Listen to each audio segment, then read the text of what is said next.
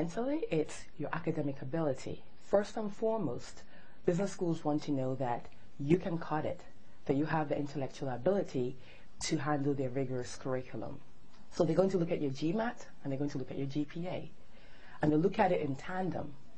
So if you have strong GMAT but weak GPA, that could be questionable. So you might want to go take a few classes to demonstrate that you have the discipline to be in a classroom environment. Okay? Especially if your GMAT's very high. So clearly you're very smart, but they might question your discipline if your GPA was very weak, especially over the course of 4 years. The other thing they look at is the rigor of your coursework. How strong has it been? You might have an A+ in home economics. That's not really going to get anybody excited. On the other hand, you might have a 3.6 in astrophysics.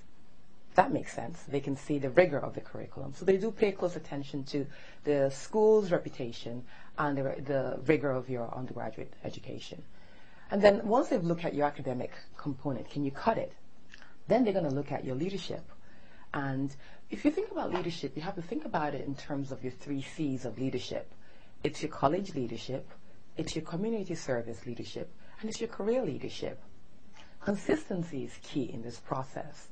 And so for some people, they have great leadership experiences in college. They were on the student activities board. They served in the student union. They managed a lot of their peers. They even started clubs or organizations on campus and led it. So they have a lot of good examples of leadership. But then they start working 100 hours as an investment banker or in private equity or as a consultant. And the leadership falls to the wayside as it relates to your community service. All hope is not lost. I tell people a few months of leadership example in your community service is better than no example whatsoever.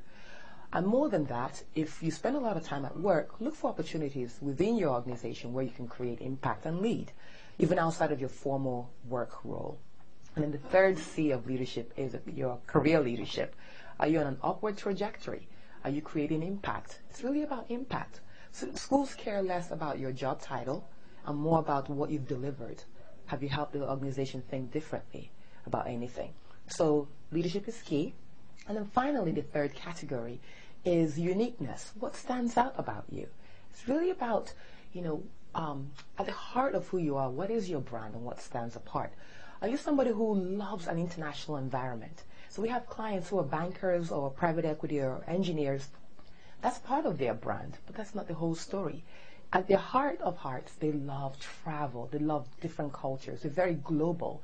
So an individual like that would have a brand as a globally minded banker who wants to do X, Y, Z. So that might be you. For somebody else, it might be that you have a socially altruistic mindset.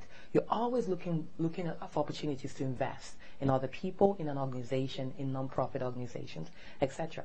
So dig deep, figure out what's unique about you, and be authentic, and focus on that. So at the end of the day, business schools are looking for people who are going to stand apart. You have to have a track record of leadership. You have to show that you have the ability to cut it academically, and that you're somebody who's going to be dynamic and interesting to have in the classroom.